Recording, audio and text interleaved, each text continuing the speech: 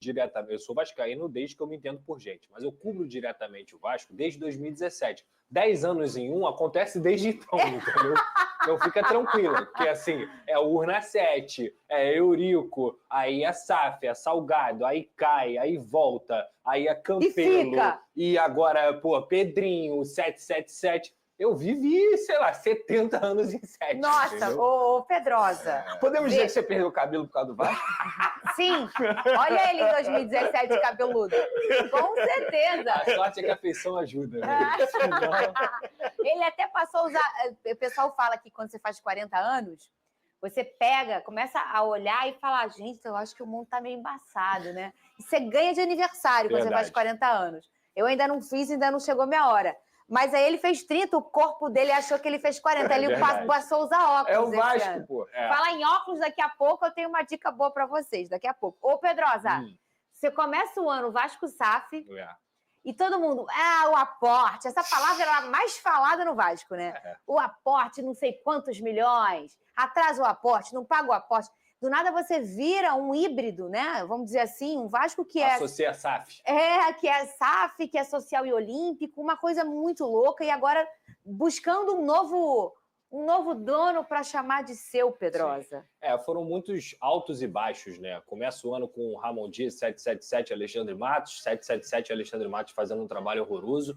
Depois o Ramon Dias também cai de rendimento em relação a 2023, 4-0 para o Criciúma, tem a confusão lá do próprio Ramon com vai sair, não vai sair, foi demitido, não pediu demissão, o Vasco demitiu pelo Twitter, aí chega o Álvaro Pacheco ainda na 777, o Pedrinho nesse meio tempo assume para salvar o Vasco, e ele consegue salvar o Vasco porque a 777 sucumbiu completamente como empresa, e aí começam os problemas, mas vem o Rafael Paiva, faz 1-2 meses bons de trabalho, consegue resgatar a base, consegue resgatar um pouco de Vasco ali dentro do vestiário, com o Felipe, com o Pedrinho. Depois o Rafael Paiva se perde também com a própria insistência tática dele no 4-3-3, mas até então o Vasco já estava numa situação confortável dentro do Campeonato Brasileiro.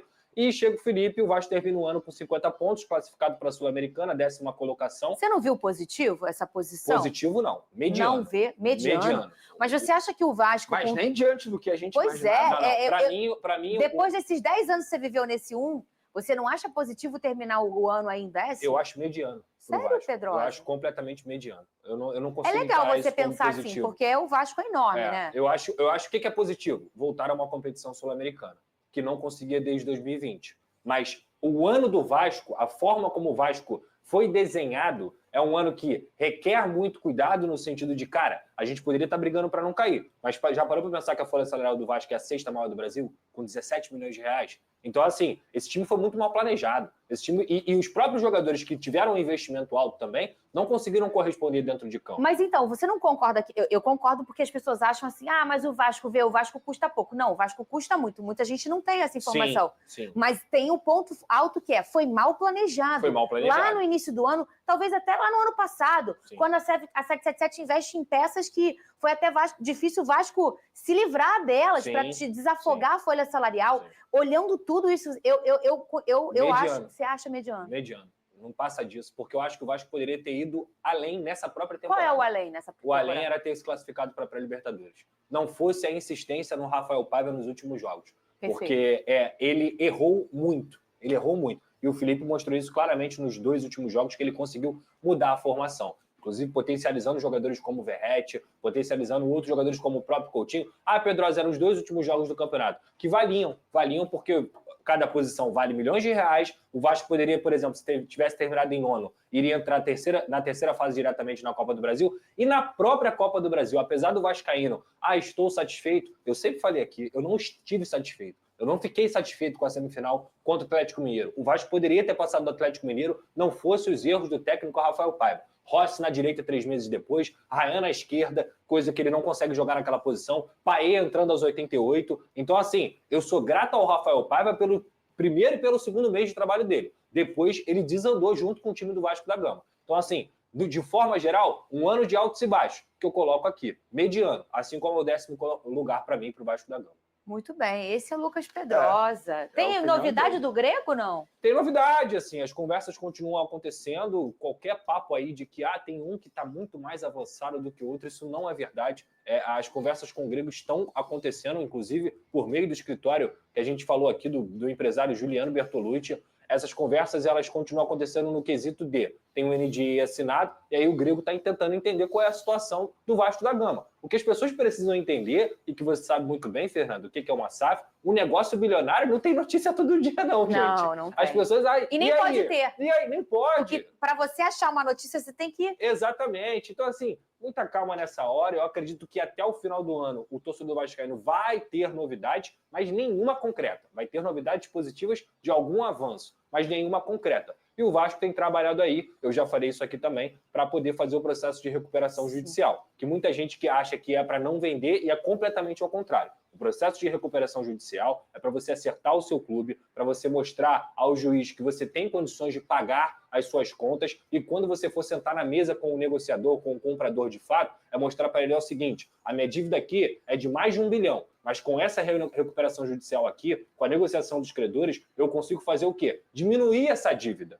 Porque aí você consegue pagar, você consegue mostrar que quer pagar. Porque quem está precisando de 100 mil reais, a pessoa chega para você e fala assim, não, 100 mil eu não tenho, mas eu vou te dar 70 aqui. A pessoa aceita. É melhor do que ficar sem o dinheiro. Então é renegociar as dívidas, entrar em processo de recuperação judicial, organizar o clube nessas contas para poder chegar para o comprador e se tornar um clube mais viável. Esse é o foco do Vasco. É uma bomba com pino, não uma bomba sem pino, Exato. né? E que se você não negocia, ela dorme e acorda mais cara. Então, essa renegociação ela é muito importante. O Flamengo se reergueu desse jeito, o Botafogo está caminhando dessa forma e o Vasco, querendo assinar uma boa SAF, também está tentando trilhar esse caminho. Põe na tela aí, a... Então, portanto, galera, você conseguiu acompanhar nesse momento as informações envolvendo o Vasco da Gama, a possibilidade de um pacotão de reforços também chegando nessa janela de janeiro. Então, portanto, inclusive o Luiz Roberto falou sobre a situação envolvendo Tietê e Danilo Barbosa. Também teve informação que saiu ontem, muito importante, relacionado ao Joaquim Lacava, né? Ele é um jogador que atua no River Plate, Joaquim Lavega, o nome do jogador. Ele tem 19 anos de idade, atua ali de ponta esquerda, também de segundo atacante. Ele é um cara que está encerrando seu vínculo com o River Plate do Uruguai. E o Joaquim Lavega é um jogador que é bem avaliado pelos scouts do Vasco e tem a possibilidade dele sim fechar com o Gigante da Colina. Você conhece o jogador? Acha o jogador uma boa? Jogador que volta e meia é convocado também para a seleção uruguaia. E aí, que foi especulado na mídia, que pode ser que realmente o Vasco inicie essa negociação juntamente aos empresários do jogador.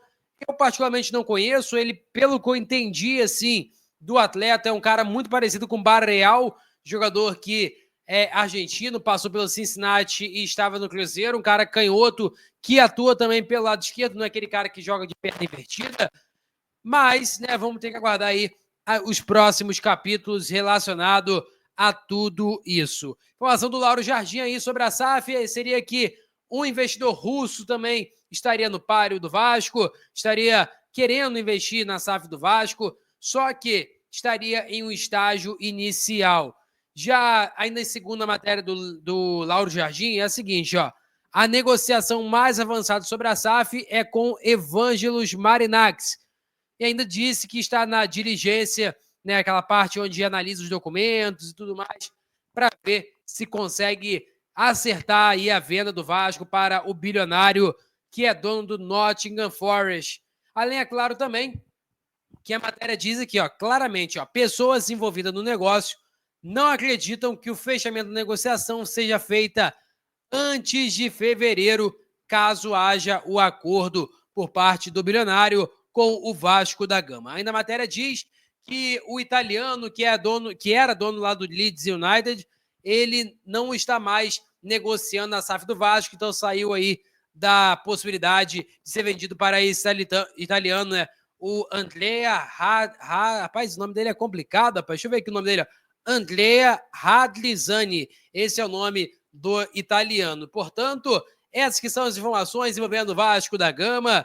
Peço a você que deixa o like, é muito importante para o nosso canal. Acione o sininho de notificação para não perder nenhum conteúdo.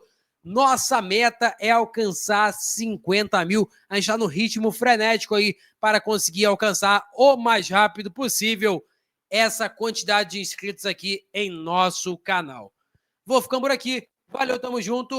E é nóis! Fui!